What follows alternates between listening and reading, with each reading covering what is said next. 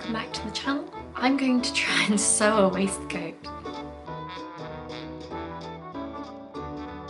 I've been trying to think about what I could make with my sewing stash while we're in lockdown because my voice went funny.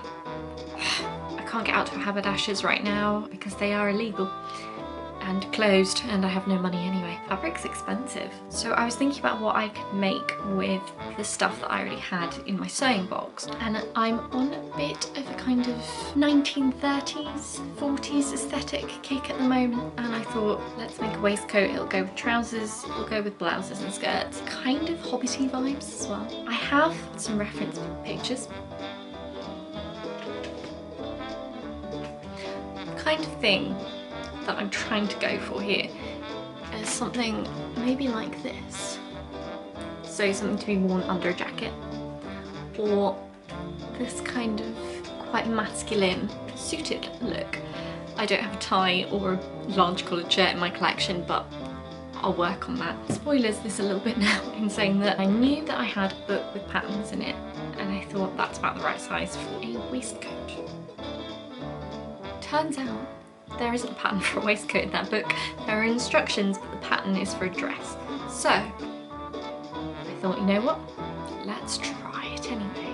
What I've done is I've got this waistcoat that used to be my mum's. It's now mine. And it's very much a kind of 90s shade. It reminds me a bit of the outfit that Bridget Jones wears in the start of the first film. I thought I would base my waistcoat on this. But without pattern, that could be quite difficult. So yeah, I'm gonna take you along and see how this goes. If you like kind of vintage fashion or sewing stuff, I'm gonna try and do more of this. So if you do enjoy this video, don't forget to subscribe and hit the little notification bell, because that tells you when I've put up something new. And I'm gonna try and do it once a week for as long as this situation where I don't have anywhere to go or anything to do continues. This project took me several days. I vlogged the entire thing. I'm hoping to do this so that you can kind of follow along. I'm gonna have to watch the footage back and check that I can actually sew it into something that resembles instructions, or at least a coherent narrative. Off we go. Kind of fallen at the first hurdle because I thought there was a pattern in this book for a waistcoat, and in a way there is. It's a men's waistcoat as well, which I didn't realise, and it's one of these like print out in large ×500. I don't have a massive like reprographics studio. I have an alternative plan. I have an old waistcoat that was my mum's that kind of fits me, so I figure I can kind of trace around it onto a big bit of paper, add seam allowances, make a mock-up, and then tweak it. We'll see. Plan involves this 90s waistcoat, this large bit of paper, and me putting the waistcoat on the large bit of paper and pricking along the seams to try and get some kind of pattern. Am I going to be able to get all this on one bit of paper? No. Wishful thinking. Wishful thinking. I think that's working. Hello. This sort of curved bit here that I'm just cutting out has got me thinking that I could possibly use this pattern to make some sort of stays or a corset at some point, which is me getting very off task. Can't just stick with one idea at a time. It works. So I've cut out all the bits. I realised I didn't need to do the whole back panel because it's symmetrical on both sides. So we've got this bit now. I've cut everything out, and I think before I do anything else, I need to have lunch and coffee in order to not do a stupid later, because I'm very capable of doing that and I will just get frustrated and cry. I'm gonna like fuel up. Welcome to the next step where I try and fit pattern pieces onto random scraps of fabric. I probably don't have enough fabric, but the aim is we're going to try and make a little mock-up. So a long bit, short bit, and I may have to find some more. Now we need to cut this bad boy out. I've never used a rotary cutter before, so this could be very interesting, and I may swiftly switch back to normal scissors. Please observe the most satisfying thing ever. It's so clean. I have concluded that Mum's rotary cutter and board are a thing of dreams and I need one, or I'll just have to keep coming back to my parents' house and using this one. We have our first stab wound of the project. That bastard. I tried pinning these back pieces together and there is a sizable gap of about half a centimetre where this doesn't join up, and it's even bigger on the other side, so I think I need to move this up. I'm at that I've pinned it all together stage, and this is what we've got so far. Around the waist I think pretty good. I've tried it on me, but what I've noticed is when we fold that over we're not going to have a lot of room to put the buttons in.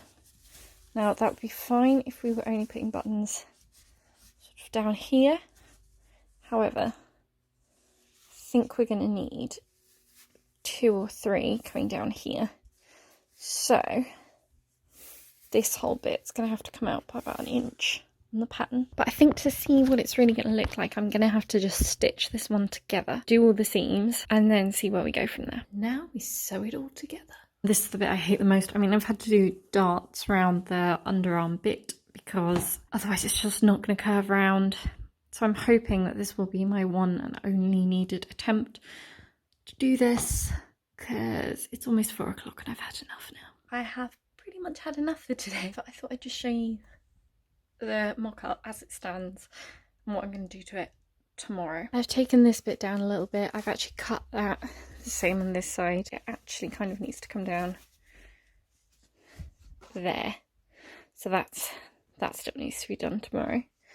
It needs to come up, because you can see I've marked where it needs to stop on this one. It doesn't quite come up that high on this side. It probably needs to come up to about where that funky looking stitch is there, and I need to add, as I said earlier, like an inch that way. Good morning. It's day 2 of that. I need to go make myself a coffee and adjust those pattern pieces that I was working on yesterday. I'm really tired.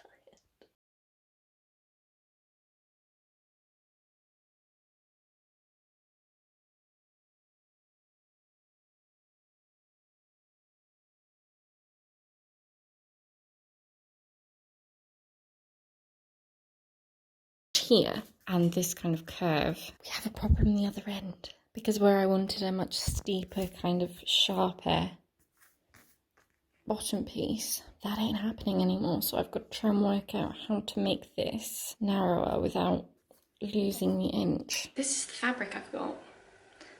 Obviously we're in lockdown, so I don't have access to a fabric shop, so we're working with what we've got. In my usual chaotic way, however, I haven't checked that the pattern pieces actually fit, particularly onto this, so fingers crossed. But this is kind of like a dusky pink tablecloth, and this is some old wool fabric that I've had for ages, and it's got a nice like red undertone, so we'll see. Panic over. This is gonna be fine. Now it's not the time to end up in an inch. No, it's not the time to end up in an inch.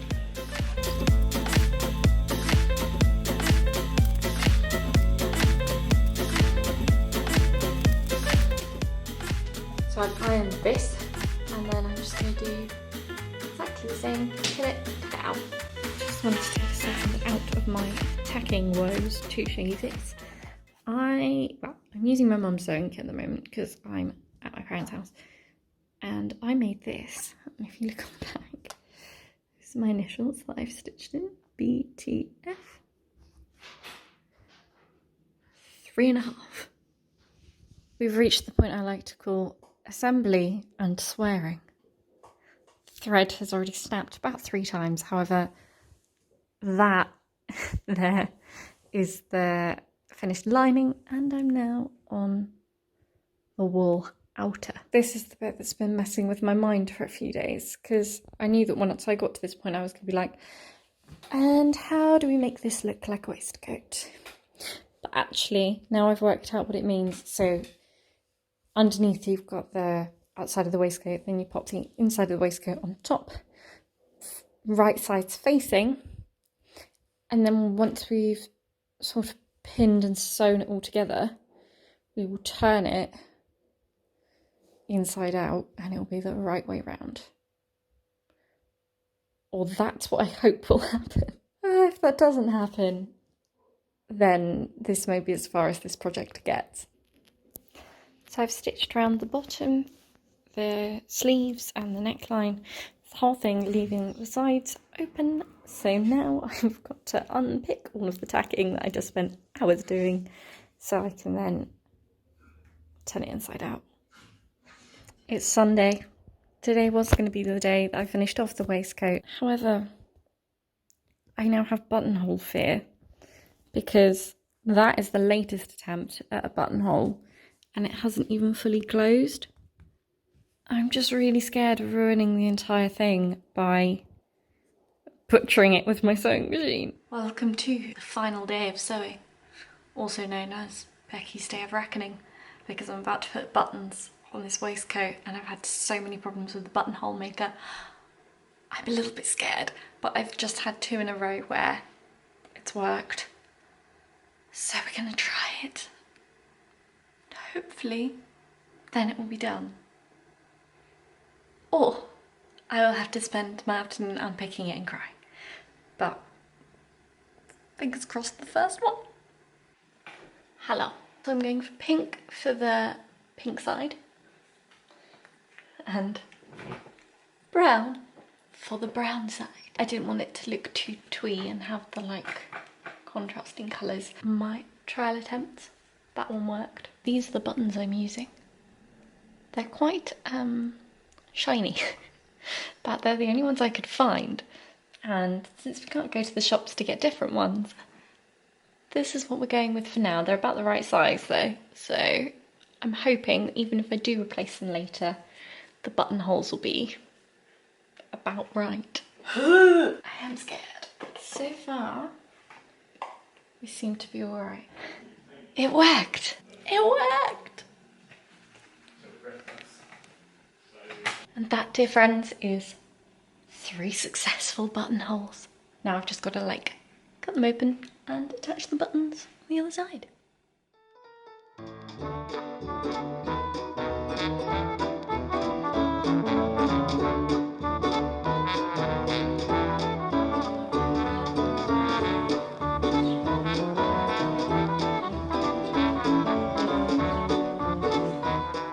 She's done. I got the buttonholes to work in the end.